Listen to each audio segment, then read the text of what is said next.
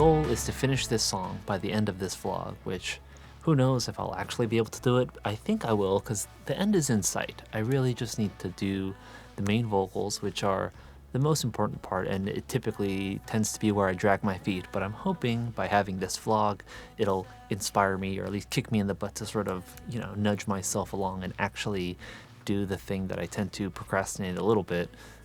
So I gotta do those main vocal parts, maybe a couple harmony things here and there. I think in the chorus I can hear some things, and I don't know, maybe there'll be a verse or two that I can mess around with some ideas. And once the final vocals are laid in there, recorded with my nice microphone up there, I think it'll be clear whether or not there's any need for any decorations. I often hear it referred to as ear candy, which I think is a fairly apt term. But truth be told, I haven't done a whole lot of singing this week, and so my voice isn't in exactly the best shape. So I think tonight I'm going to spend some time just practicing going over the song, and also it'll give me an opportunity to figure out like how I want to sing the song, if there are any sort of, flourishes that I want to try, or how I want to tackle or articulate certain lines. So it'll be a good opportunity for that anyway. And also, it's Friday. I'm tired. It's after work. I don't know if I'm going to get a great performance, but tomorrow, Saturday, I got a day off, so I should have the energy and the willpower to do this, and there really are no excuses for tomorrow. So I'm gonna use this to keep myself accountable.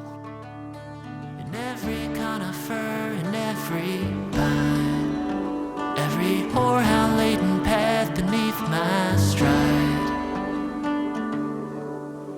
there you are. But if you should forget me, not seek where I reside, then know that I've forgotten you, left the path behind. But if each day the flower blooms and climbs up to your lips, then my love fades off your love, beloved, as long as you shall live, as long as the black moon brings you back to me, you can rest assured that I will never leave.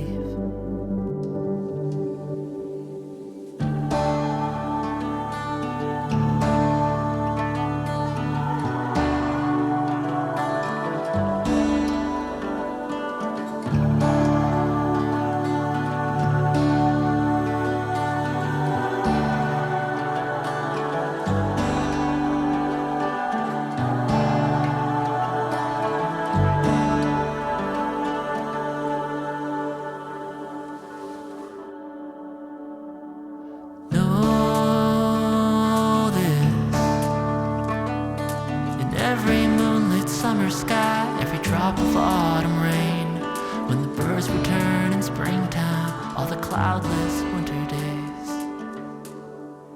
there you are. I feel pretty good about all the vocal performances and all the vocal layers that I was able to put in there.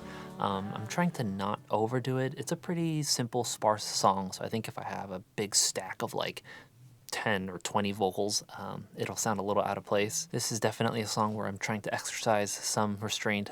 In the past, I have been maybe a little bit guilty of overlayering, making things too busy, I guess is a more concise way to say it. And so I'm trying not to put too much stuff in there, making it too messy. I'm trying to keep it simple, but at the same time, I want the song to evolve and change over the duration of the song. Just because as a listener, I don't really like it when there's a song and by the time it reaches the end of the first chorus, I have heard all of the sounds that are in the song and nothing else changes. It's just copied and pasted over into the second and third chorus. It just gets a little boring for me as a listener and kind of like, well, why am I even listening to the end of the song if I've already heard everything there is to hear? So in all of my songs and all of my productions, I make an effort to make sure things are a little bit different each time a chorus comes around, or just as the song progresses, whether it kind of expands or contracts. Sometimes that means adding or removing layers. For this song, I made an effort to play things a little bit differently as the song was going, whether I'm playing more or playing less, playing higher, playing lower,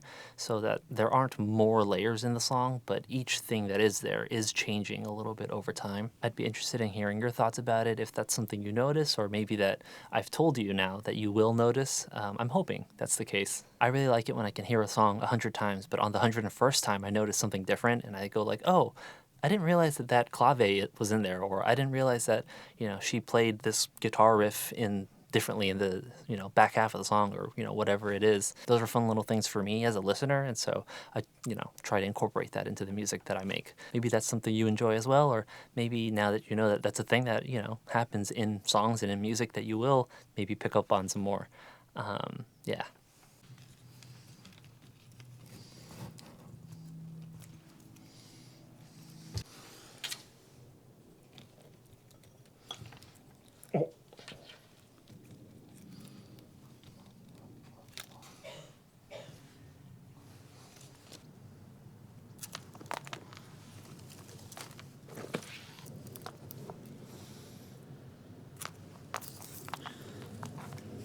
It is tomorrow. I just had to listen to the song and double check my work from last night, making sure I didn't add anything too weird, or I don't know. Sometimes when you're working for a couple hours or you're working into the night, you wake up the next morning and think like, what the hell was I thinking? Why did I add that? But none of that. Everything works for the song. I'm thinking I just want to add a couple little bits of, I don't know, zest or little sprinkles to spice the song up just a tiny bit. I think there are enough melodic elements going on, like I alluded to last night. I don't want to add too much and make it too busy. I think that'll take away from the song, if anything. But I think some percussive things might be fun. I have one thought. I'm thinking I'll add some of this guy. It's a kabasa, which is a fun little instrument. You can also kind of do like a little shaker thing too.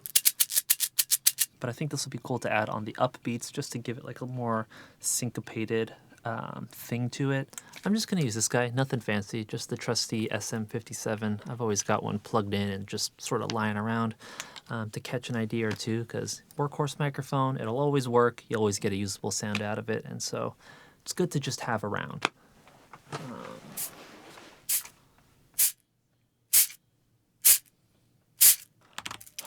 All right. Let's do the tambourine.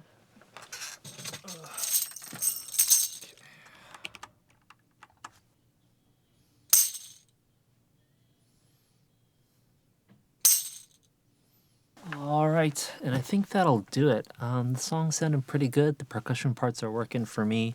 I was just making just a couple extra edits to make sure everything is nice and tidy and tight. I'm not going to jump right into mixing and finishing up the song quite yet. When I have the time, I like to give myself a day or two away from the song, just because I've been listening to it every day for a couple hours at a time, and so I kind of lose perspective a little bit. It's kind of like when you're cooking, and if you keep tasting the thing that you're cooking, you kind of just become numb to how it tastes, and you might oversalt it or under, whatever. And the same goes for music. I think if you're in it for a little too long, you can kind of lose perspective and lose where you are. And since the deadline is self-imposed, and I like to think I mix pretty quickly, I'm going to give myself maybe not too long, maybe a couple days. I don't want to fully lose the momentum. In the meantime, I'm going to finish up a couple other projects. I've got a mix for a song that I'm doing with my buddy Ken from Bluest and Downtime. So there's one song that just needs to be mixed, and that'll be done. And then we're starting a new song that I get to build from the ground up. So maybe I can take you along with that too, and you can kind of see how I tend to, organize my projects, which is, I don't know if you can call it organization. That might be a generous way to describe it, but it's how I like to work. First thing I'm going to do for this song is program some drums. Usually that gives me a good base to build off of, and it also really sets the tone for just the energy levels in each section. And for this one in particular, I'm going to start with the outro, because I remember we had a discussion on like specific drum patterns he kind of wanted for the end, like a sort of snare drum marching pattern followed by like a big crashing ending. So I'm going to do that first and then kind of work my way backwards. So I started off by sifting through my drum library and finding something that was mostly in the ballpark of what I had in mind. And after I settled on something that had the right energy, I went in and changed the kick and snare pattern to suit the song. And that was followed by trying to figure out the chord progression of the song.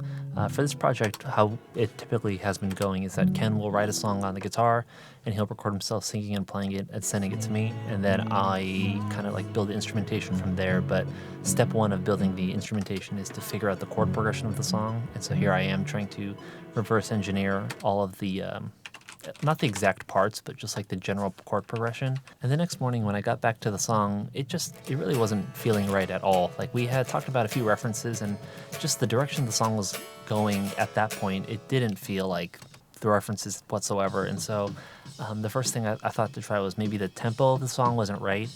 Like that got me closer, but then the patterns weren't really fitting right. And so I had to like go back in and sort of change the drum pattern again and try to figure out something else that worked. And that did get me a bit closer. But now that that issue was solved, it was becoming more and more apparent to me that the timbre of the song wasn't right at all. And again, this is just kind of going off of his reference. Like it wasn't in that same universe. And that whole time I had been trying out different guitar sounds, like something darker that maybe fit with his references more, but even that really wasn't cutting it. And so I kind of came to the conclusion that actually maybe the chords that he played weren't the right chords for the song in terms of like what he was going for reference-wise. And so it was time for me to pick up a new skill that I had always wanted but seemed intimidating to me, which is reharmonization, changing the chords underneath the melody to give it a different feel. But I really didn't know how to go about doing it. It's more like a jazz thing, at least in my mind, and I'm not really trained in that way. Like that's not sort of my background. So I figured, all right, well, someone's got to have a YouTube video on it, right? And sure enough, it was like the first video that came up when I typed in how to reharmonize a song. So thank you to Kiefer for making your tutorial. And so here I am in real time trying to learn how to do this thing that I always thought, I don't know, was above my knowledge level or past my skill level that I, just couldn't do. But it turns out if you just want to do a simple version of something, just go for it and give it a shot. And sometimes it works out. And double bonus for me for, I don't know, just trying to push my boundaries and get out of my comfort zone. I, tried to figure out how to do it on piano because it just was more intuitive that way. Like the guitar is a cool instrument and I really like it. I've grown to love it more and more over the years, but a lot of times it's not conducive to like, I don't know, trying to do more theory things or like trying to think about music. It's just not intuitive, at least for me, but the piano is much more so. And once I had this new chord progression at the new tempo, I just decided to re-sing the song over just to like build the sort of, I don't know, demo to send back to him and say like, hey, is this kind of the vibe you were thinking or like you were going for? And not to get too into the weeds of just nerdy audio things, but you can really stretch audio in terms of like tempo and in terms of the pitch. Like you can pitch it up and down quite a bit. And it's still being pretty acceptable, but after a certain point, it kind of just starts to fall apart and just, you get a lot of artifacts. And so by the end of that evening, I had a pretty decent demo of the song together, so sent it off to him, and then the next day I spent mostly just mixing. I got hired to mix another song. It was pretty cool. It had sort of like hyper-pop vocals with pop-punk instrumentation. It had a very what I think of as Gen Z vibe to it, and that was all well and good, but I live in Southern California, and so the subsequent days, and even now, it's been a pretty tense and different time. Massive wildfires continue to burn out of control around Los Angeles. Multiple wildfires raging out of control tonight. This is a day like Los Angeles has not seen before, and it's not even close to being over yet. I will say that my partner and I have been extremely fortunate in that we are not presently in, nor have we been in, any immediate danger. We've had a couple evacuation warnings, but they've come and gone. And granted, it is hard to focus on anything else, right? That's always in the back of your mind, like, are we going to have to make any moves? But again, we've just been extremely, extremely fortunate. So trying to not take that for granted. But like I said, it is pretty hard to focus on anything else. It feels almost stupid to like, all right, I gotta go to work now, I guess. But yeah, I suppose the world is, indifferent to that. It just keeps turning and things keep happening. So if anything, it is a pretty welcome distraction to try and sit down and work on a song. It's hard to get very engrossed in it and like fully locked into what I'm doing, but I think better that than just twiddling my thumbs or, just constantly checking my phone and seeing, any updates in the past 5 minutes? No? Okay. Better than doing that.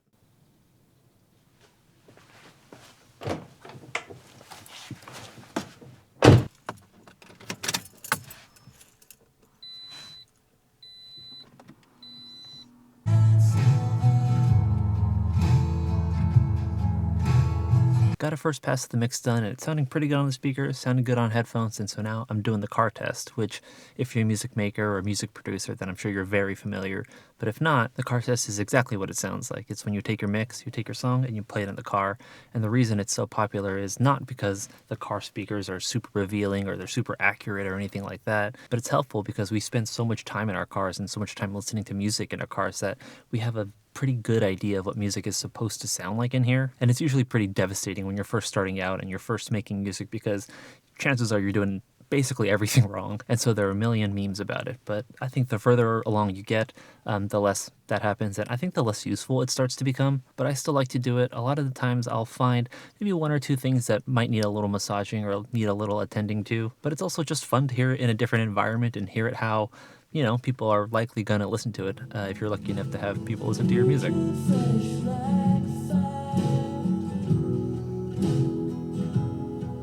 So my initial thoughts after the car test are the song is sounding really good, but the bass might be a little bit too loud and a little too wumpy, which I kind of had a suspicion that might be the case, but it's good to just get that confirmation. Also, the vocals were a little too quiet, which tends to happen to me when I'm mixing my own music. It might be like a insecurity thing where I'm like, I'm not that great of a singer, let me just pull back on those vocals a little bit. If you or I are listening to a song and think, the vocals are kind of quiet, I can't really make out what this person is saying, that takes away from the experience of the song, right? You kind of just get pulled out of it, and now you're thinking about like technical things versus like, how does the song make me feel? You know, what's the message, or you know, things like that. Do I like it? So I'll address some of those things, but overall, like I said, I think it's in pretty good shape, which I'm happy about.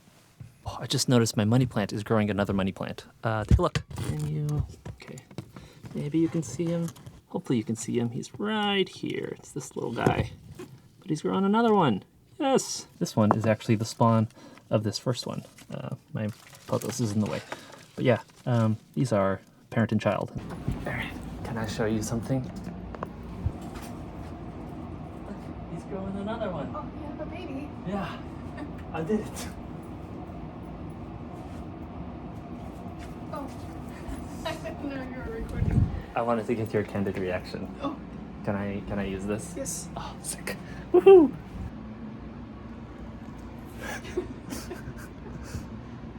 Oh, do you want pets? Or no? I'm gonna guess no. Okay.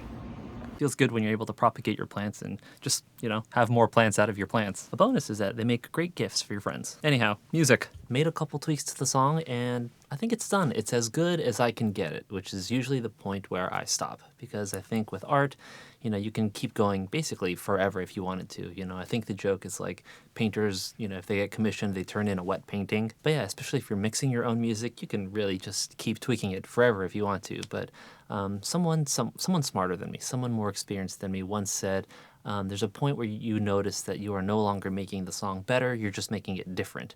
And that's when you stop. And so I've been sort of abiding by that, not rule, I guess philosophy is a better way to say it, because you can also just, at some point you just start making it worse too. The last step is mastering, which if you're unfamiliar is that final shine. I've heard it compared to like waxing a car or really just getting that last 3 to 5% out of a song. If your mix is really, really dialed in, then you can just basically make it louder and call it a day. And I'm happy to do that. I think the end result will be just fine. It'll be acceptable and nobody will think like, oh wow, you really didn't send this off to a mastering engineer, did you? But I like getting another set of ears on it, especially at the very end, just to, I don't know, double check my work. You know, you can read through an essay that you write and, you know, spell check yourself, but there's always something that you miss when you've spent so much time with it. You already know what you were thinking when you were doing it, and so like your brain kind of just fills in the gaps for you, if that makes any sense. And then the other main benefit or function of mastering is when you have multiple songs that you want to, you know, put together as a cohesive work, you can balance them against each other so that they sound like they're supposed to go together. And I've got 2 other songs that are ready to be mastered, and so I think I'm just going to send all 3 over and just kind of get an average. In the meantime, I'm going to start on another song. If you liked any of the songs in this video, it's all my music. My project is called Joy Weather, and it's available in all the places that you can find music. Thanks so much for watching, and I'll catch you in the next one. Okay, bye.